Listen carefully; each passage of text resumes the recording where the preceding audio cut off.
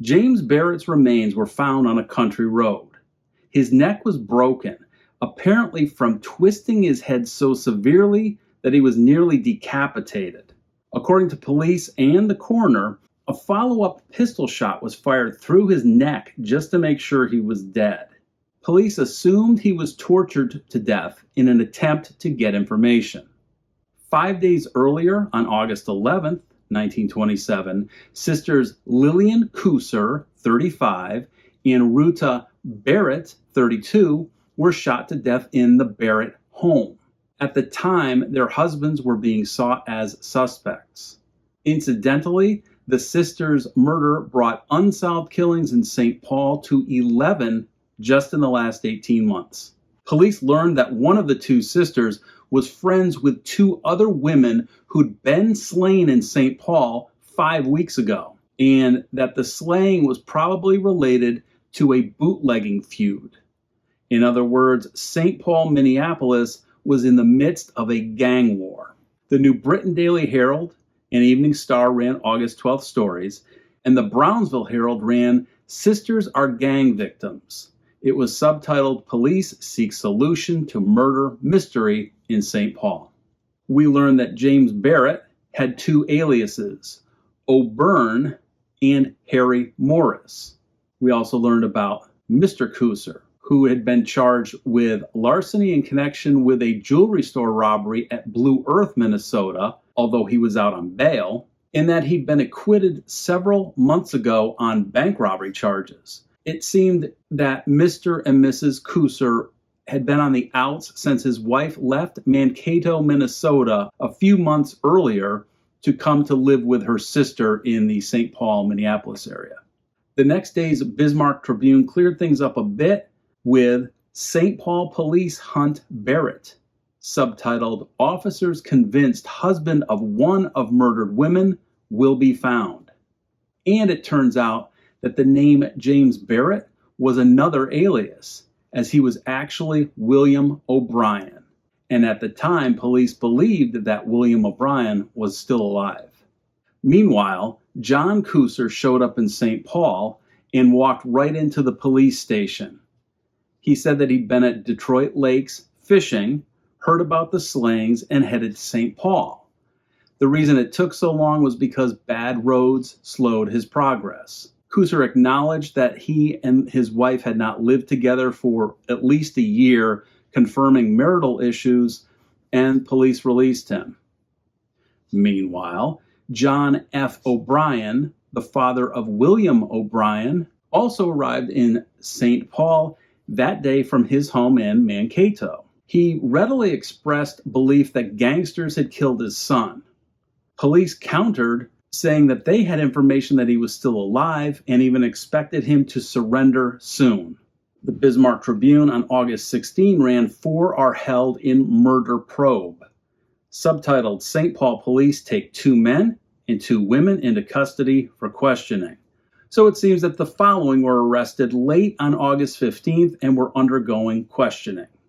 Tommy Barone, currently at liberty, pending his appearance for conviction in connection with a holdup of a street railway money car in Minneapolis, during which a guard was killed. He'd been tried and acquitted for the killing and was subsequently convicted on a lesser charge of stealing the shotgun during the holdup.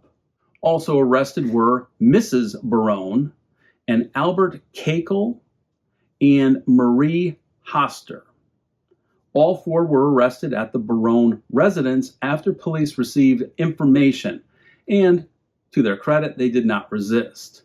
Meanwhile, funeral services were being held at Chatfield for Mrs. Barrett, and services for Mrs. Kooser were being held at the home of their parents, Mr. and Mrs. Frank Jennings. Oh, and there was an attached August 16th story titled Barrett's Neck Broken, Coroner's Inquest Shows. In this story, they referred to James Barrett as a, quote, slain gunman, end quote, and went on to provide details of his torture, his near decapitation, the gunshot to the neck, and the discovery of his remains.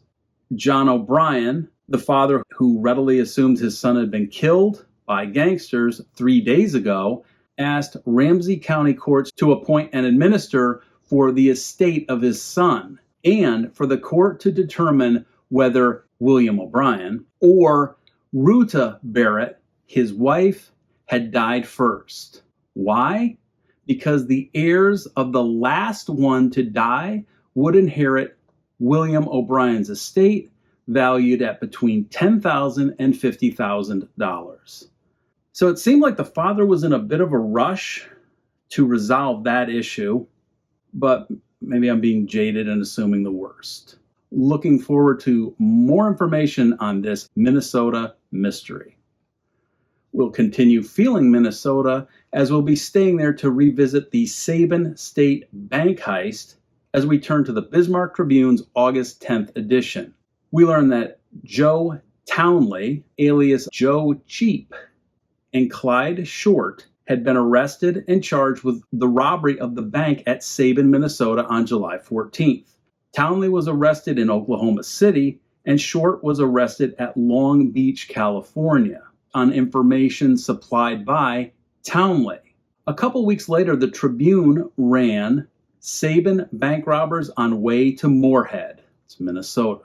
Sheriff Archie Whaley of Clay County, Minnesota, had passed through Minneapolis on August 23rd as he was escorting the two prisoners charged with the Sabin State Bank heist. The successful $1,922 robbery was a daylight robbery, which carried a life sentence if they were convicted because of the chance for a physical, potentially life-threatening confrontation with an employee or customer. The third alleged member, Mrs. May Williams, was arrested the evening following the holdup as she drove a car into Moorhead, which was not far from Sabin. In fact, she's said to have driven the car in which they escaped and then dropped them along the road entering into Moorhead. The August 25th Bismarck Tribune story alleged Sabin bank robbers arraigned, noted that Clyde Short and a different version of his name, Joseph Cheat Townley, were arraigned in Moorhead Police Court on that day on August 25th. Mrs. Willie Mae Williams, again, had been previously arraigned on a similar charge. The two men refused to admit any connection with the heist, though Clyde Short said he was in the area recently. Well, we see the definition of loose lips sink ships in the August 27 Bismarck Tribune. Part of Sabin bank robbery loot is found. Discovery result of information given fellow prisoner by man held. While being held in Long Beach, Clyde Short told an unnamed California prisoner about the heist and about burying part of the loot as it was too heavy to carry on the, quote, rapid flight from the crime, end quote. The prisoner told Long Beach officials, and they told Sheriff Whaley when he went from Minnesota to Long Beach to pick Clyde Short up. The 12 pounds of silver, believed to be part of the $1,900 plus stolen, was found buried under a snow fence near Glendon, Minnesota, which was about 8 miles east of Moorhead. In addition, L.C. Follett, cashier, positively identified Clyde Short and Joe Townley as those who held him up at gunpoint, took the money, and locked him in the vault. More wild times ahead as we shift away from the North Star State. The August 3rd South Bend News-Times ran Bank Receiver Moves to Liquidate Institution. We turn to Indianapolis for some more Hoosier State white-collar crime. The J.F. Wild and Company State Bank, with at least $4 million in deposits, had been closed, and a lawyer, Eugene H. Eigelhart of Indianapolis, had been appointed receiver to protect the bank's depositors. According to the August 4th Indianapolis Times, it was expected that depositors would suffer a 20% maximum loss. An audit was pending, a statement would follow, and the general banking situation in the city was unaffected. This seems very genteel and sophisticated, so what happened? Well, the South Bend News-Times ran Grand Jury Will Probe $500,000 bank robbery.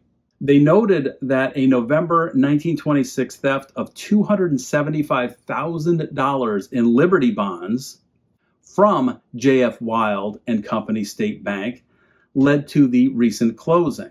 And they added that about $50,000 worth of those bonds had been recovered in Minneapolis, though that doesn't add up to $500,000. So we'll follow up to make sense of this crime and see which bank employee or board member goes down for this white-collar heist.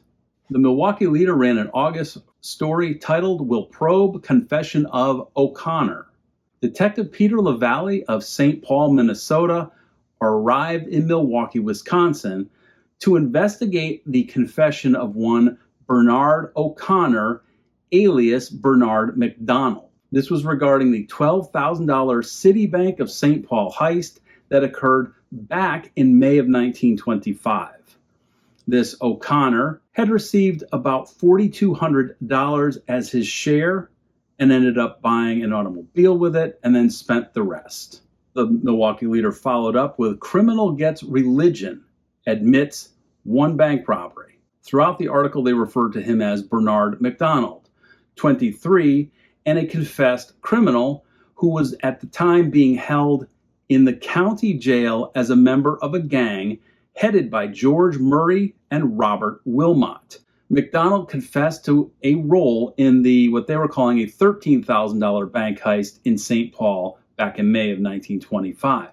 McDonald, Robert Wilmot, and George Cooper, who was then serving 25 years in the Waupun Penitentiary for the Shorewood State Bank heist in 1926, to which O'Connor claimed no knowledge. Now, McDonald had been very attentive at religious services held in jail on Sundays, according to jailers. In fact, he'd talked with clergy and other church workers. Wilmot and Mrs. Ethel Wilmot were all being held in connection with several gas station holdups in Wisconsin. In fact, Murray and Wilmot had been captured in a hand-to-hand battle when they attempted to steal a car.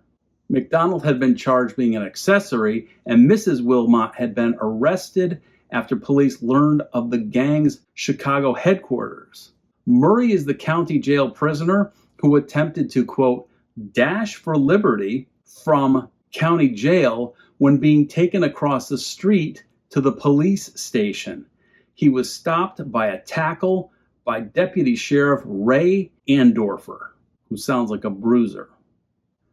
The Leader continued with an August 19 story with "O'Connor will stand trial for jobs here." In fact, police believed that they could clear several robberies throughout the Milwaukee area. Following several conferences or meetings with O'Connor, McDonald, and Detective LaValle, DA George A. Bowman announced that O'Connor would be sentenced in connection with the filling station robberies. Then he would be turned over to Minnesota authorities for that $12,600 heist. The Imperial Valley Press ran in August for white-collar crime story titled "Bank President Under Indictment." For that, we turn to Kansas City, Missouri. An indictment was charged against Walter Cravens, president of the Kansas City Joint Stock Land Bank. Why? For, quote, misapplication of more than $1 million of funds, end quote. Oh, Miss Alice B. Todd, his secretary, was also indicted. In fact, the indictment included 88 counts related to false entries in the books of the bank. Now, we've covered a couple instances of male-female peers forming a relationship and then apparently devising a plan and then absconding. They meet at work, they fall in love, they go to a Coldplay concert, they embezzle. Got it. And kind of in the same vein, the Evening Star ran an August 13 story, "Ex-Bank Cashier Held as Embezzler," subtitled "Former Neighbor Identifies Fugitive Reported to Have Committed Suicide." Jack M. Patterson, former cashier and village treasurer from Union, Nebraska, had disappeared under circumstances that indicated he'd taken his own life in Chicago, Illinois, way back on July 11, 1924, since he failed to return to the home of relatives he was visiting. His wife in Union, Nebraska, and those relatives believed him to be dead, thinking he drowned when his car was found on a beach with a pile of clothing and a claim check for a bathing suit inside the vehicle. His wife attempted to collect the $42,500 life insurance, but litigation was pending in court because his death was yet to be proven. And shortly afterward, embezzlement charges were levied against him. As fate would have it, a Nebraska tourist and, quote, old Nebraska neighbor, end quote, was driving through Ohio and recognized Patterson as Patterson filled the tourist's gas tank at a filling station he worked at. Now keep in mind that the U.S. population was between 119 and 120 million in 1927, so the odds of this are astronomical. Well, Patterson had been working at the filling station under the name Frank Smith. When arrested, he told the police that he was, quote, going back after I saved enough money to pay my debts, end quote. Of course he was. Patterson was being held, awaiting the arrival of Nebraska authorities. And when his wife was notified in Plattsmouth, Nebraska, that her husband was still alive, she said she couldn't believe it. Well, Patterson said he was, quote, up to his neck, end quote, in about $10,000 or so of personal debt, but he did deny the embezzlement charges. And he did add that he had planned on taking his life on that night, but had been unable to do it. Despite all the bank robbery and embezzlement, the Imperial Valley Press on August 11th ran National Banks Show Big Gain. And they noted that total resources of U.S., Alaska, and Hawaii national banks of nearly 7,800 banks showed a gain of about $1 billion compared to quarter one. So maybe things were okay in the banking world. And for fun, we head to prison, courtesy of the Evening Star. It's August 5th edition, and the story Raises Bills in Prison. For that, we turn to Nashville, Tennessee. We covered the idea of raising in the Machine Gun Gauntlet True Crimes 1927 video. As a refresher, raising was when a forger cut and pasted a higher denomination from a different currency, like the plentiful Confederate dollars that were around then. They would cut maybe a $50 denomination and place that over the smaller, say a $1 denomination on a U.S. note. Well, it appears that John Jordan, formerly of St. Louis, Missouri, but currently living in the Tennessee State Penitentiary in Shelby, Tennessee, had, quote, raised, end quote, a dozen $1 bills to $5, $10, and $20 denominations while he was in the state penitentiary. The fact that he'd been imprisoned originally for bank robbery should not be shocking. Stick around for more true crime. Next week, we have amazing updates on some Oklahoma brutality, a University of Texas bank heist, a revisit to Wheelock, North Dakota, and more.